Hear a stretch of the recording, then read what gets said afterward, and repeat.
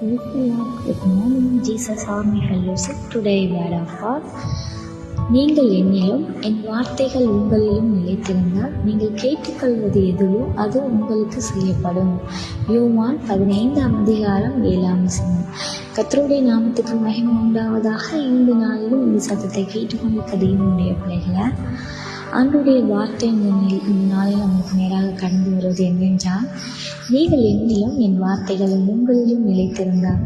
ஆண்டவருடைய வார்த்தை நமக்குள்ளாக நிலைத்திருக்கும் போது நம்ம ஆண்டவருடைய சமூகத்தில் அமர்ந்திருந்து பொறுத்திருந்து காத்திருந்து நம்ம என்ன கேட்குறோமோ அதை நம்மளால் பெற்றுக்கொள்ள முடியும். நம்ம அவருடைய வார்த்தையில் நிலைத்திருக்க வேண்டும்.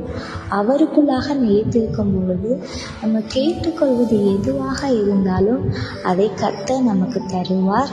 ஸோ இன்றைய நாளிலும் நீங்களும் அவரிடத்திலும் அவருடைய வார்த்தையிலும் நிலைத்திருங்க. கர்த்தர் நீங்கள் நினைப்பதற்கும் வேண்டுவதற்கும் அதிகமாய் கிரியை செய்ய அவர் வல்லமையுள்ள தேவனாய் இருக்கிறார். இன்றைய நாளிலும் கர்த்தர் நீ கேட்டுக்கொள்வதை எல்லாவற்றையும் அது அவங்களுக்கு செய்யப்பட வேண்டும் என்றால் நீங்கள் அவரை முதலாவது தேடுகிறவர்களாக இருங்க. அப்பொழுது உங்களுக்கு இவைகள் எல்லாம் கூட கொடுக்கப்படும்.